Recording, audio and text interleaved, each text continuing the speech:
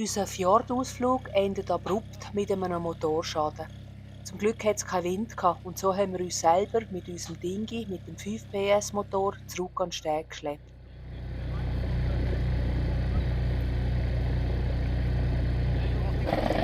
Mit ein bisschen Hilfe von einem Holländer kriegen wir unser Schiff wieder ordnungsgemäß an den Steg zurück.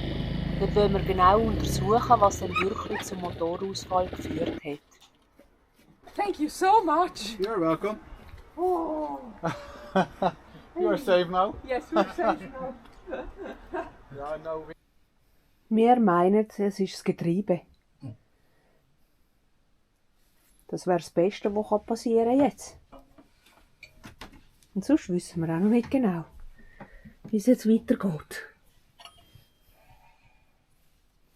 Das geht immer weiter. Das ist auch so, ja.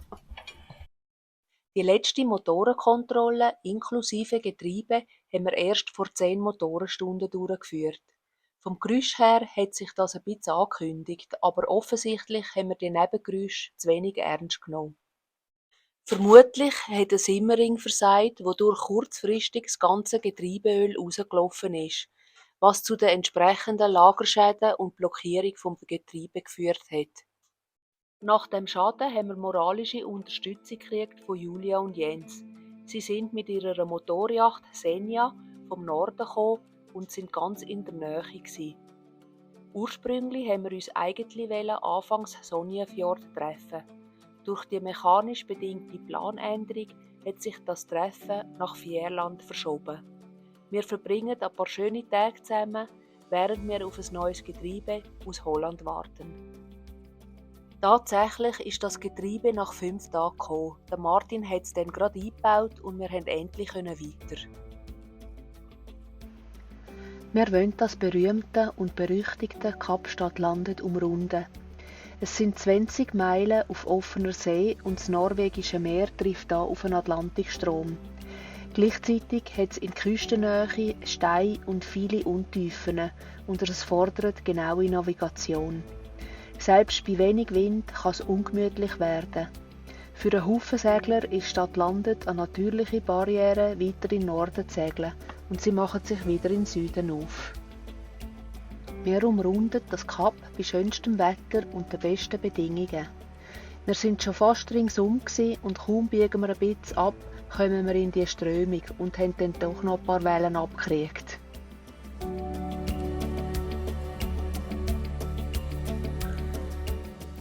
Nach einer halben Stunde war der Spuk wieder vorbei und wir haben glücklich und zufrieden im Hafen von Kvarnsøya festgemacht.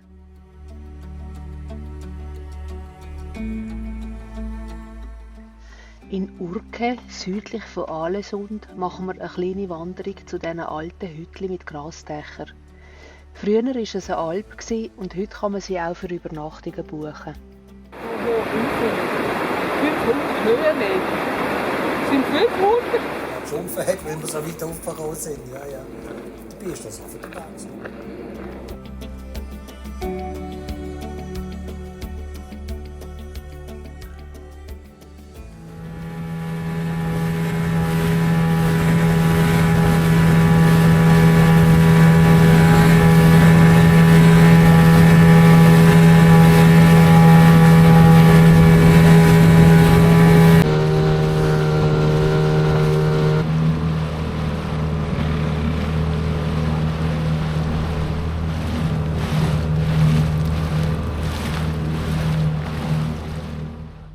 Nach unserem Geschmack hat es fast ein bisschen viele Touristen in Alesund und darum legen wir auch bald wieder ab.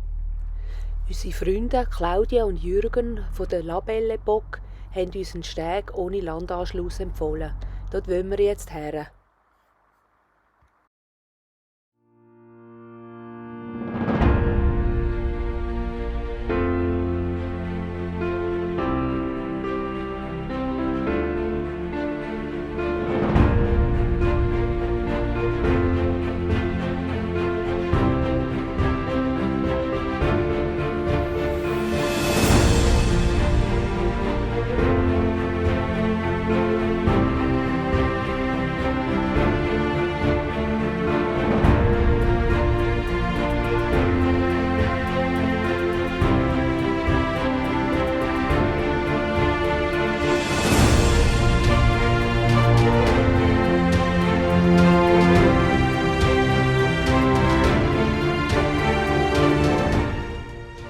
Nach dem ganzen Stress mit unserem Getriebe und diesen vielen Leuten in Alesund geniessen wir unsere Ruhe auf dem Steg ohne Landanschluss für ganze 3 Tage und könnten sogar noch länger bleiben.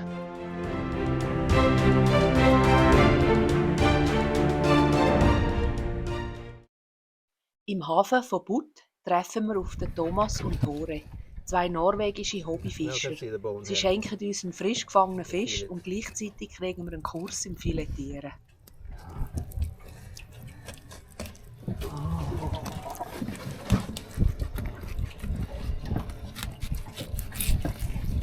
Very sharp knife, huh?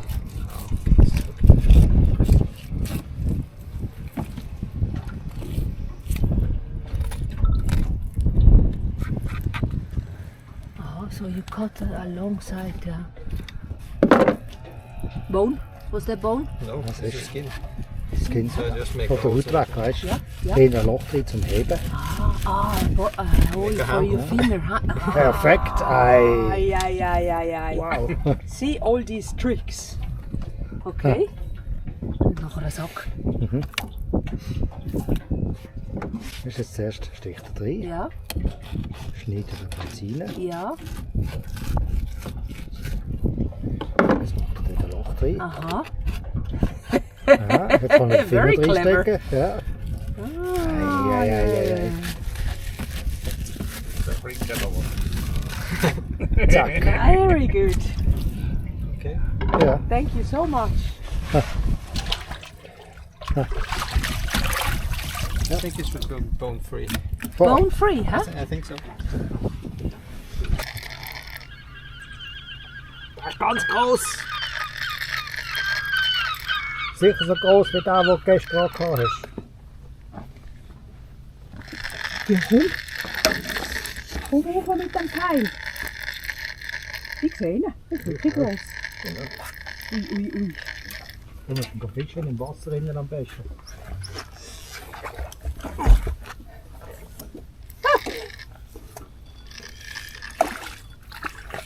Ja, und rein. Ja, nein, nicht drauf. Rein.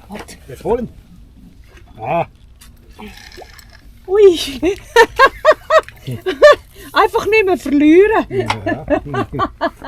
Ui. Und jetzt? Fisch gefangen.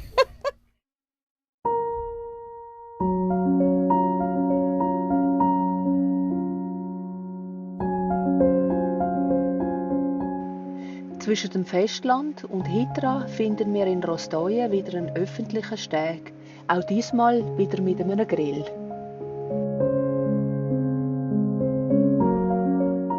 Wir geniessen noch all die schönen Inseln und Buchten, bevor es Richtung Trondheim-Fjord geht, am Ende zu von unserer diesjährigen Reise.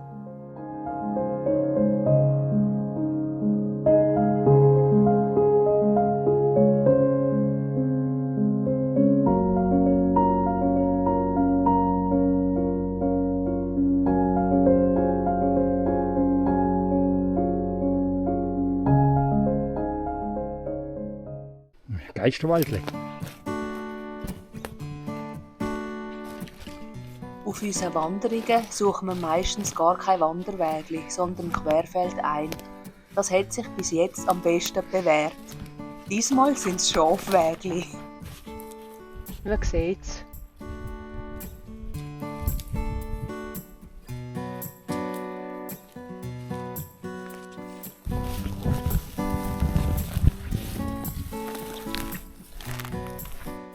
Wo bin ich hergekommen? 2 Meter verirrt.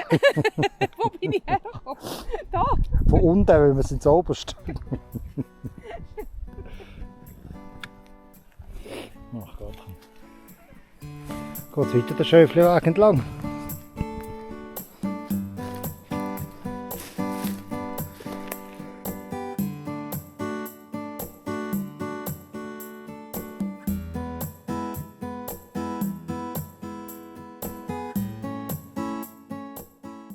Im letzten Fjord, der Trondheimfjord, schauen wir das kleine Städtchen Trondheim noch an und legen dann das letzte Mal für die Saison ab Richtung Stjordal.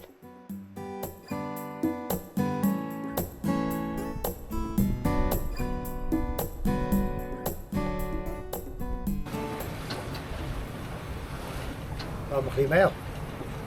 Ja. Ich merke jetzt nicht an. Ah. Man steckt die Schruppe nachher. Ist nass geworden? Ah, jetzt kommt es erst.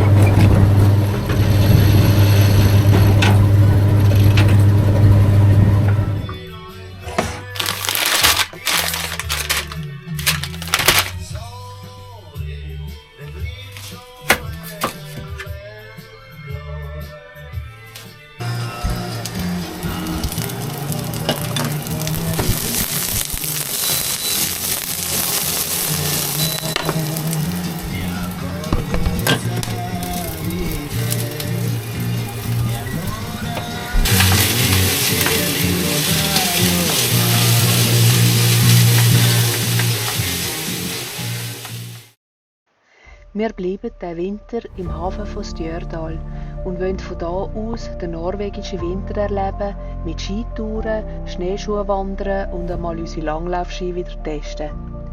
Mehr dazu in unserem nächsten Video.